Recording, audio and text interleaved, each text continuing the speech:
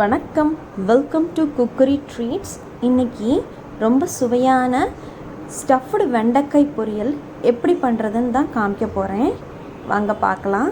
முதல்ல இதுக்கு தேவையான மிக்சியில் அரைக்கிறதுக்கு தேவையான பொருட்கள் என்னென்னு பார்க்கலாம்.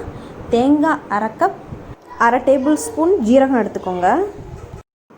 மிக்சியில் தேவையான அளவுக்கு தண்ணி ஊற்றி இது மாதிரி நல்லா நைஸாக அரைச்சிக்கோங்க. இப்போ நான் அரை கிலோ வெண்டைக்காய் எடுத்திருக்கேன். அதை நல்லா கழுவி நல்லா ட்ரை ஆகணும், தண்ணி இல்லாமல் வெண்டைக்காய் எடுத்து வச்சுக்கோங்க. இப்போ நம்ம ஸ்டஃபிங் பண்ணுறதுக்கு தேவையான மசாலா பவுடர் எதுன்னு பார்க்கலாம்.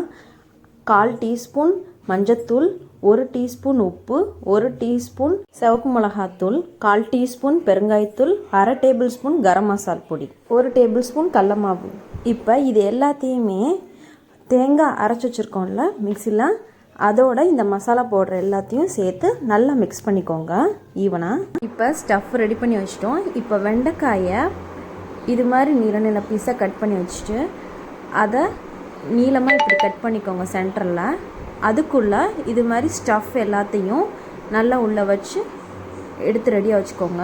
இப்போ நம்ம கடாயை நல்லா சூடு பண்ணிவிட்டு நல்லா எண்ணெயை ஸ்ப்ரெட் பண்ணி ஊற்றிக்கோங்க. ஃப்ளாட்டாக இருக்க கடாயை எடுத்துக்கோங்க. அப்போ தான் நம்ம இந்த வெண்டைக்காயெல்லாம் எல்லாம் ஸ்ப்ரெட் பண்ணி போட முடியும். எல்லா வெண்டைக்காய் போட்டதுக்கப்புறம் ஒரு 2 மினிட்ஸ் அப்படியே ஃப்ரை ஆகட்டும் நல்லா எண்ணெயில். அதுக்கப்புறம் அப்படியே அடுத்த பக்கம் அப்படியே டர்ன் பண்ணி விடுங்க. அப்போ தான் எல்லா சைடும் ஈக்குவலாக ஃப்ரை ஆகும்.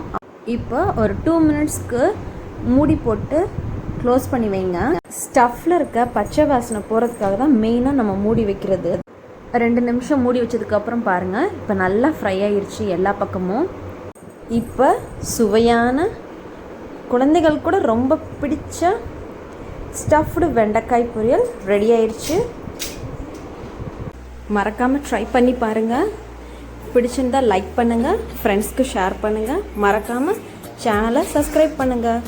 நன்றி.